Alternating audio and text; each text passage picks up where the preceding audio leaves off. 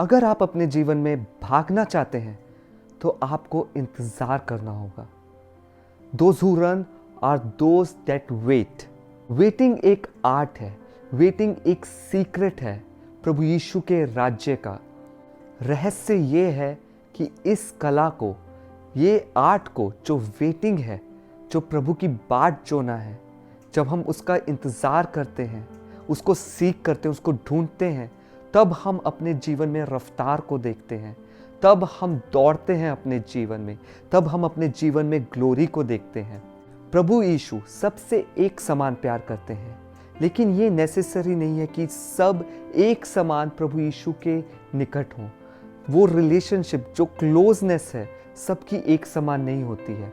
आपने सुना होगा और वचनों में देखा होगा कि कैसे एक ग्रुप दूसरे ग्रुप से ज़्यादा करीब है प्रभु यीशु के। पहला, जैसे कि आप वचनों में देखते हैं कि एक वो ग्रुप है जो बड़ी भीड़ है, वो परमेश्वर के पीछे है, वो यीशु मसीह के पीछे है। दूसरा, उस बड़ी भीड़ में से वो 70 डिसाइपल्स हैं, वो 70 चेले हैं जो प्रभु यीशु मसीह के करीब हैं। लेकिन उससे भी ज़्यादा वो उनमें से 12 चेले हैं जो प्रभु यीशु मसीह के और करीब हैं, और उससे भी ज़्यादा 12 में से 3 चेले हैं जो कि है पतरस, यूहन्ना और याकूब, जो प्रभु यीशु के बहुत करीब है, जो उसके हृदय के करीब है। यीशु मसीह ने चूज किया उन तीनों को कि अपनी ग्लोरी को दिखाए। इन तीनों में से एक चेला है यूहन्ना, जो खुद को बिलवेड कहता है, जो यीशु के हृदय के बहुत करीब है। लेकिन इस समय मैं इनमें से किसी चेले की नहीं बात कर रहा हूँ। अब मैं आपसे बात करूँगा एक स्त्री के बारे में जिसका नाम है मरियम मगदलिनी, जो मेरा बिलीव है, जो कि यीशु मसीह की प्रेमी थी। वो ट्रू लवर थी जीसस की। उसके प्रेम ने दिखाया कि जब वो बाट जो रही थी यीशु मसीह की, कैसे उसका यीशु मसीह से एनकाउंटर हुआ।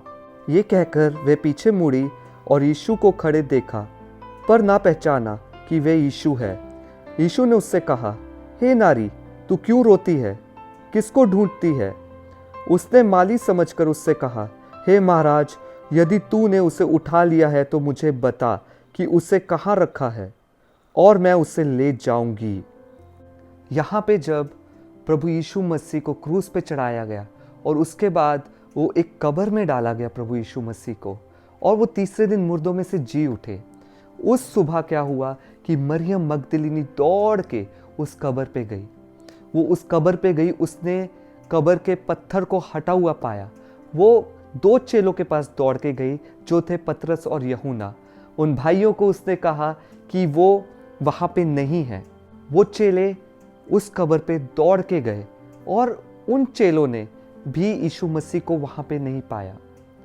लेकिन हुआ क्या, वो चेले वहाँ से मुड़ आए, वो अपने घरों को लौट गए, ऐसा बाइबल बताती है। ये स्त्री वहीं पे रुक गई, लेकिन वो चेले वहाँ से वापस चले गए और ये वहाँ पे वेट करती रही, ये वहाँ पे रोती रही, ये वहाँ पे बाट जोती रही, ये वहाँ पे खोजती रही यीशु मसीह को, ये वहाँ पे रोती रही। She weighted upon the Lord.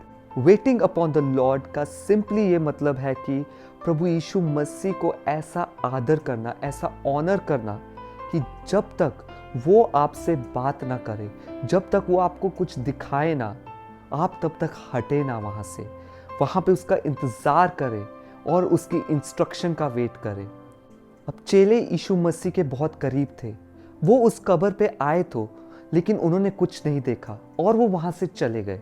लेकिन ये स्त्री वहाँ पे रुकी रही, वो रुकी रही, वो रोती रही। और फिर उसको उस बाग में, उस गार्डन में एक आदमी दिखा जिसको उसने माली समझा। उसने उससे कहा कि मेरे स्वामी को कहाँ रखा है, मुझे बता कि मैं उसको ले जाऊं। वो वहाँ फिर वेट करती रही और फिर यीशु मसीह उसके आगे अपीयर हुए। सबसे पहली बार ये हुआ जब यीशु मसीह मुर्दों में से जिंदा हुए। उन्होंने चूज किया कि वो मरियम के ऊपर अपने आप को रिवील करें, वो अपनी ग्लोरी को मरियम को दिखाएं। इवन इससे पहले कि वो अपने पिता के पास जाएं, उन्होंने ये चूज किया कि मरियम को अपने आप को रिवील करें।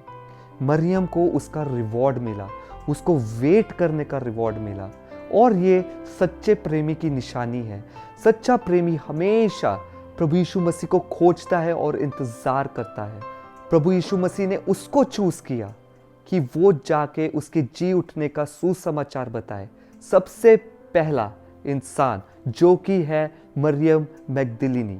आप शायद अपने पूरे दिन में चाहे जितने भी बिजी हो, आप उसको सिर्फ 10 मिनट देते होंगे, 15 मिनट देते होंगे और अब कहते होंगे कि आप बहुत बिजी हैं, आप इससे ज़्यादा नहीं दे सकते। लेकिन अगर आपको अपने जीवन में इंक्रीज देखना है, एनलार्जमेंट देखना है, ग्रोथ देखनी है, डायरेक्शंस पानी है, तो आपको ये आर्ट सीखना पड़ेगा और इसको करना पड़ेगा कि आप प्रभु पे वेट करें, आप उसकी बाट जोएं, ताकि वो अपनी दिशा आपको दिखा पाए, ताकि उसकी प्रेजेंस आपके साथ जा पाए।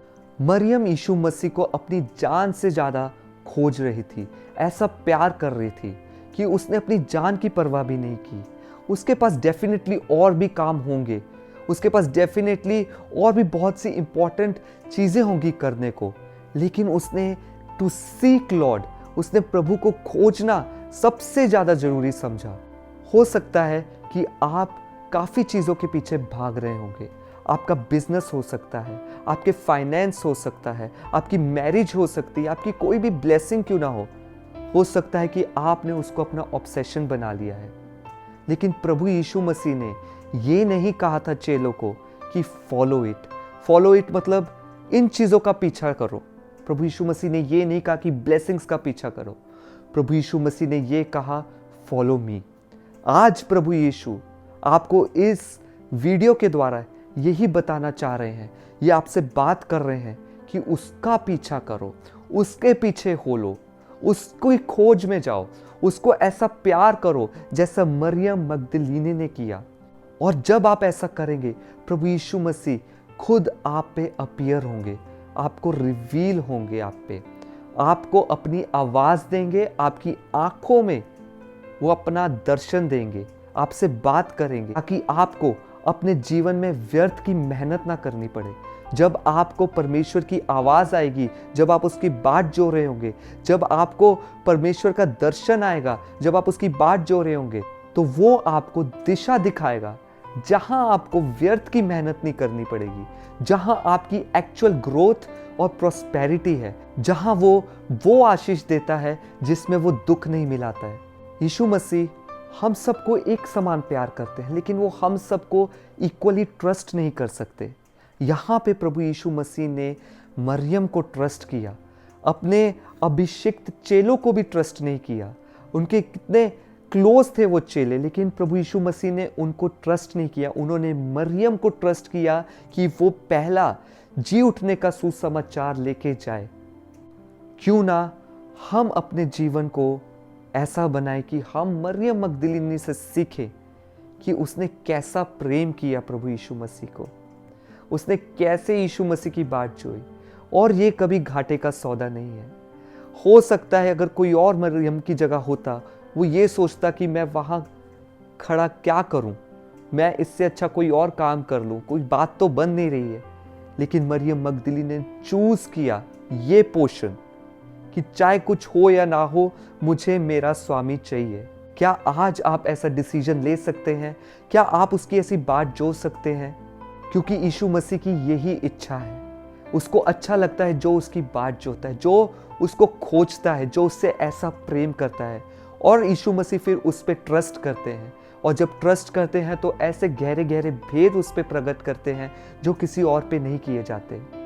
और इस वजह से आप डिसाइपल या फॉलोअर ना कहलाएं, लेकिन आप लवर ऑफ जीसस कहलाएं।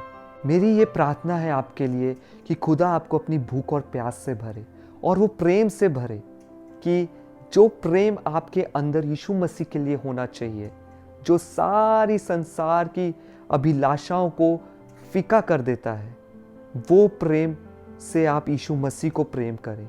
खुदा आपके जीवन में ऐसा काम करे कि वो आपको वो हंगर और वो थ्रस्ट से भर दे, वो भूख और प्यास, वो प्रेम से भरे जो यीशु मसीह के लिए आपके अंदर होना चाहिए, जो पूरे संसार की इच्छाओं को फीका कर देता है जब प्रभु यीशु मसीह का प्रेम हमारे अंदर होता है। आमीन।